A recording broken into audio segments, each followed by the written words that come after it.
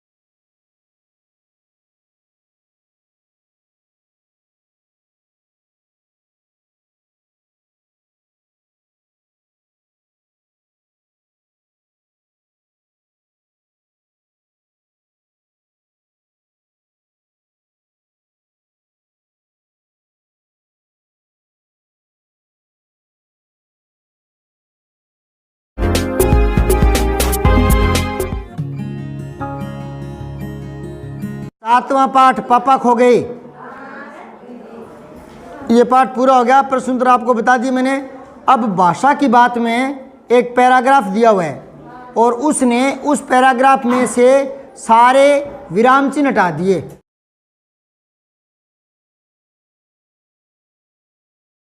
ठीक है। अब वो कह रहा है कि आप इसको पढ़ते हुए वापस विराम चिन्ह लगाइए। कहाँ कौन सा विराम चिन्ह आता है। तो पहले मैं बिना विराम चिन्ह वाला पढ़ के बता रहा हूँ। ठीक है। ये पेज नंबर है 62 है, लास्ट वाला, भाषा की बात है। देखो, मुझ पर भी एक रात आसमान से गड़गड़ाती बिजली आकर पड़ी थी। अरे बाप रे, वो बिजली थी या आफत, याद आते ही अब भी दिल धक धक करने लगता है। और बिजली जहाँ गिरी थी वहाँ खड्डा कितना गहरा पड़ गया था। खंबे महाराज, अब जब कभी बारिश होती है तो मुझे उस रात की याद हो आती है, अंग थर थर काँपने लगते हैं। यहाँ तो फिर भी मैं विराम चिन्हों का प्रयोग करते हुए बोल गया। भले इसमें विराम चिन्ह कोई नहीं है, अल्प विराम, कोमा जिसको बोलते हो, पूर्ण विराम, विस्मयबोधक, कोई भी नहीं है। लेकिन मैं जो अभी बोला था वो सारा विराम चिन्ह के हिसाब से ही बोला था, क्योंकि मेरी तो आदत होगी, बहुत साल हो गए ना पढ़ते पढ़ाते, तो आदत होगी, वो वैसे ही वाक्य निकलते हैं। विराम चिन्ह नहीं हो ना तो हम उनका प्रयोग कर लेते हैं मन ही मन में, तो मेरे से तो सही बोला जाता है। लेकिन अगर विराम चिन्ह नहीं होते हैं तो बच्चे को पता नहीं चलता कौन सा शब्द कहाँ जुड़ता है, वाक्य कहाँ पूरा होता है। तो बिना विराम चिन्ह के पता ही नहीं चलता वाक्य कहाँ पूरा होता है। तो फिर आप विराम चिन्ह नहीं है तो कोई भी अनजान ऐसे पढ़ेगा, मुझ पर भी एक रात आसमान से गड़गड़ाती बिजली आकर पड़ी थी रे। अरे बाप रे, वो बिजली थी या आफत, याद आते ही अब भी दिल धक धक करने लगता है। और दोनों एक साथ बोल दोगे, यूँ नहीं है कि है तो पहले वाले वाक्य के साथ आ गया और आगे वाले के साथ आएगा। बिजली जहाँ गिरी वहाँ गड्ढा कितना गहरा पड़ गया था खंबे। अब था खंबे यूँ बोल जाओगे आप, जबकि था पहले आ गया और खंबे से नया वाक्य शुरू हो रहा है, पर पता नहीं चलता, तो आप तो ऐसे बोलोगे। और लेकिन मैं तो सही बोल गया था। अब आपके सामने बिना विराम चिन्ह वाला पेज खुला हुआ है, बिना विराम चिन्ह वाला। अब आप इसके विराम चिन्ह लगाइए। ठीक है। तो बोलते समय कैसे भाव निकलते हैं, कहाँ बात पूरी होती है, कहाँ पूर्ण विराम आएगा, ये मैं बोलता रहूँगा और आप पेंसिल से वहाँ निशान लगाना। ठीक है। निकालो पेंसिल, निशान लगाने को तैयार हो गया। मैं बोलना शुरू कर रहा हूँ। ठीक है। मुझ पर भी एक रात आसमान से गड़गड़ाती बिजली आकर पड़ी थी। पूर्ण विराम लगा दो। यहाँ मैं रुक गया। रुकने का मतलब रुकना नहीं है, रुकने का मतलब है बाकी सारे शब्द मैंने एक साथ बोले हैं। जैसे दोबारा देखो, मुझ पर भी एक रात आसमान से गड़गड़ाती बिजली आकर पड़ी थी। यहाँ मेरी बात पूरी हुई है तो यहाँ पूर्णविराम लगा दो। अब आगे देखो, और ये यहाँ ऑटोमेटिक ही थोड़ा विराम आ रहा है, और ये कोमा लगाओ यानी अल्प विराम लगाओ। बाप रे, यहाँ आश्रय आ रहा है, आश्रय विस्मय बोधक चिन्ह लगाओ, पूर्णविराम के नीचे बिंदी विस्मय बोधक। दोबारा देखो इसको मैं कैसे पढ़ रहा हूँ, अरे बाप रे, ऐसे पढ़ते इसको, अरे बाप रे। तो अरे के कोमा लगाओ, बाप रे इसके विस्मय बोधक चिन्ह लगाओ। वो बिजली थी या आफत, वो बिजली थी या आफत, तो यहां आश्रय हो रहा है, फिर विस्मय बोधक लगाओ आफत के बाद में। समझ में आ रही है? तो वो बिजली थी या आफत एक साथ बोल गया। अब आगे थोड़ा विराम आया, और वो विराम कैसा है? आश्रय वाला। वो बिजली थी या आफत, तो यहां आफत के आगे विस्मय बोधक आएगा।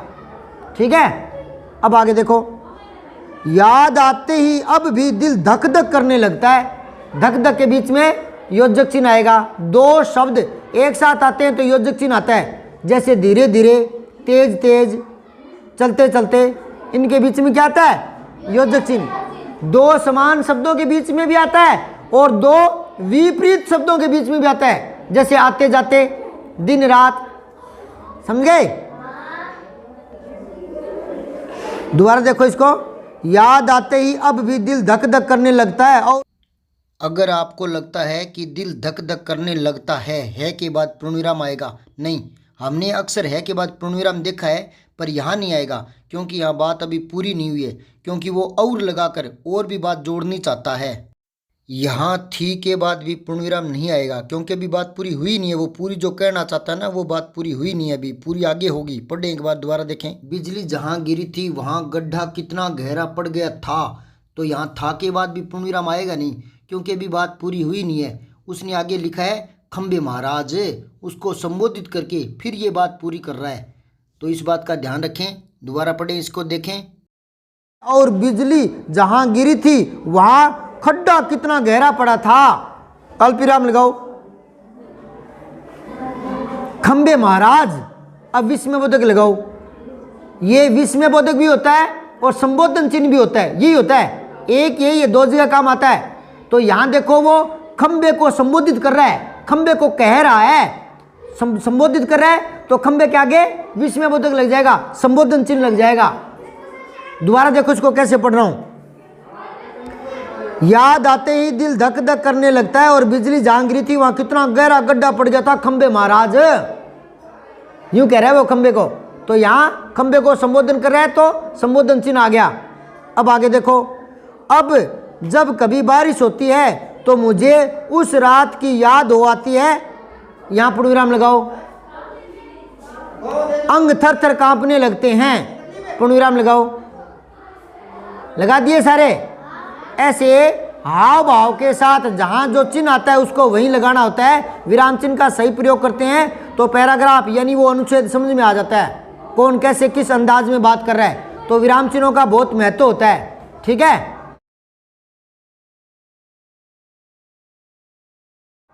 और भी अभ्यास करवाएंगे बाद में।